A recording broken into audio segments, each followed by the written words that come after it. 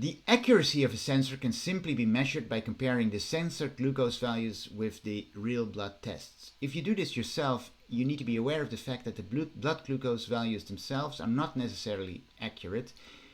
You can get a test liquid to test your blood glucose device as well.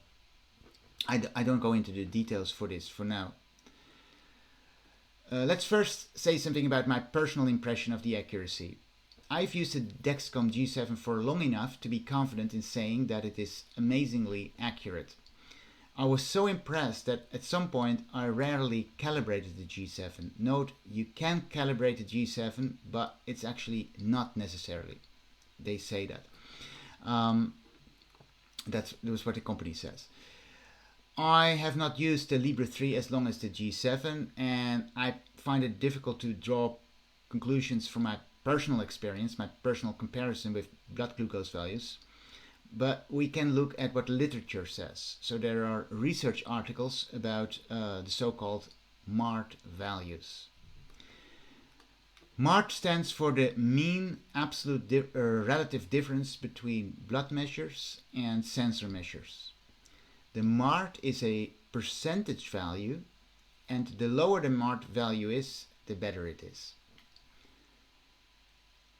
Let's first look at this recent study here that looked at the G7 with more than 300 people who participated in this study, and the study was carried out in 2022 in the United States. In these sort of studies, they do all the measures really well, and you cannot easily compare this to your home comparisons, I think. When they studied the G7 on the arm, the MART value was 8.2%, and that is a very good value. Also interestingly, in this research study they found a mean lag time of only 3.5 minutes for the G7, which I personally find really amazing. The lag time between blood glucose and the so-called interstitial glucose measured by the G7 is how long it takes for the sensor to reflect the actual blood glucose. Note, however, that this is a mean lag time, so a mean time of 3.5 minutes, and results may vary a little bit. Now let's look at another study. This here is a study that looked at the Libre 3, and the study tested the Libre 3 with 100 people. The Libre 3's MART value was 7.8% compared to, remember, the 8.2% of the G7. Note that this is actually a very minimal difference, and I guess that they are maybe not even statistically different from one another. So in terms of accuracy, and this is important, the G7 and the Libre 3 are very similar. The mean lag time of the Libre 3 in this study was 1.8 minutes, which is very short. But again, notice that the lag time varies depending on the conditions.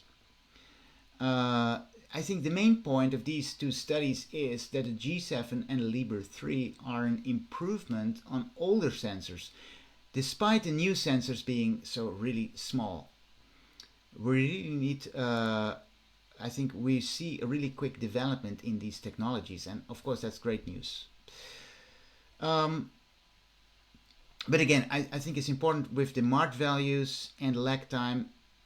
These things, they can vary from situation to situation, and if your own experience varies from these MART values or from the lag time, then just realize that this is, there are so many factors apparently playing a role in this.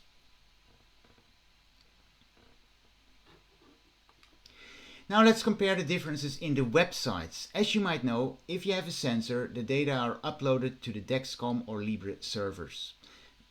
From there, you can download all your data in a spreadsheet or analyze your reports. I have tried out both systems.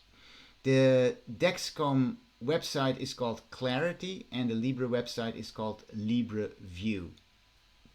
Both will be able to provide you and your medical team with a lot of data about your past blood glucose values. If you think about this, it's fantastic that this is now possible, and it gives you in-depth measures. You can see, for example, what your time in range is and so on.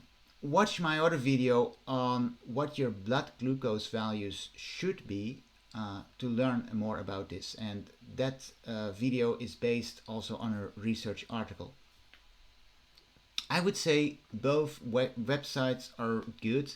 I personally find that the Dexcom website gives me more detail than the LibreView website. Now, websites are one thing. Even if you use them often, I would guess that you might probably use them once a day, but more likely maybe a few times a month. At least that's my personal experience. How often do you use the LibreView or the Clarity website? Leave it in the comments below, because it's actually nice to compare this between different people.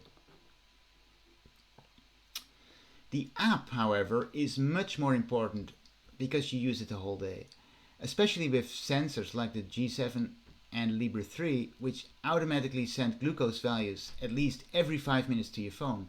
You can check your app as often as your watch. When I got the G7, I started this habit of just checking my current glucose frequently. It is like checking the time. We often do this more often than maybe necessary. I mean, how often do you check what the time is? You probably, if you would know it, but you still do it. You get into this habit, and you can do that with glucose values as well, and that can actually help you to self-manage maybe better. I mean, it depends on you, of course. But I would say, and this is personal, having a direct and easy insight in your current glucose is great, especially when you're doing sport. So now let's compare how the Dexcom and Libre phone apps compare. For this, I need to add that this might slightly vary from country to country, and also on whether you have an Android or iPhone. I personally use a Samsung Android phone. And of course, comparing apps is a bit subjective, like any sort of comparison review, because different people might have different aims. So let me first quickly explain what I personally would want to see in a glucose sensor app. First, I want to be able to quickly see my current glucose value without having to unlock the screen. I want to be able to just do this with one hand when I'm biking.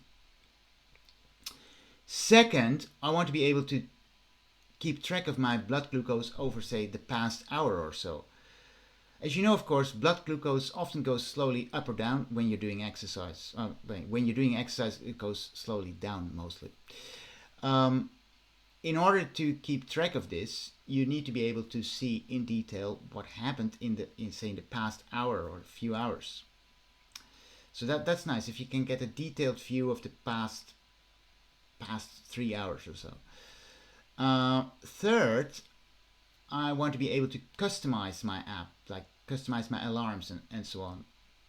And also I want to be able to switch those alarms off, especially, for example, when I'm in a meeting with other people, and it's not that I have my app, for example, open, I can look at it. Well, I don't need to also listen to beeps and vibrations and so on. Right, so those are the three things that I'm looking for. So let's see how that works with the G7 app and the Libre app. So let's start with the Dexcom G7. The good news is, for me, the Dexcom G7 does not only do these things that I really want to be done minimally, but it actually does more. It is really good, for example, in predicting upcoming low blood glucose events. It's also nice that on the home screen, you see the clarity information with statistics over the past period, such as what percentage time in range you have. In short, I was really impressed with the Dexcom G7 app. It is really excellent. The only thing where it fell short, I think, is when I enter comments in the logbook. These are then not downloadable in the spreadsheets from the Clarity website, and I find it a little bit strange why that information sort of is left out. Now let's look at the Libre app. The Libre app does actually none of the things that I hoped it would do for me. So first of all, in order to see the latest blood glucose value, I need to unlock the screen and then make sure that the app is started. If the app was already started before I locked the screen, then of course the app is open, but otherwise I need to start it. So the second thing is keeping track of your recent past glucose values. This is not easy in the Libre app, and this is much complained about. So the app actually shows a curve of all the values, all the glucose values of the past 12 hours. That's a very long period. This makes that the curve is really condensed, and that is in portrait mode. And that is different from how the Dexcom app works. So in the Dexcom app, you can zoom in to say easily with one button click, 3 hours, 6 hours, and so on. And that helps you to see this detail of how your glucose values develop over time. With the Libre app, that is pretty much very difficult to do because it's just too much data in the home screen. And third, there are the alarms. And maybe this varies from country to country, but where I am, I cannot customize these on my Libre 3 app. And on top of that, I find the custom alarm sounds, they don't sound very pleasant. Now, arguably, alarm sounds should maybe not sound pleasant. That is a personal issue. But it's nice if you can customize them. And with the Libre 2 app, for example, I could customize them. But with the Libre 3 app, I cannot. Not sure why that is. There will be a reason for that. Also, let me play the alarm sounds of the Libre app. So this is the low blood glucose alarm. And this is the high blood glucose alarm. Did you notice the difference? Well done if you did.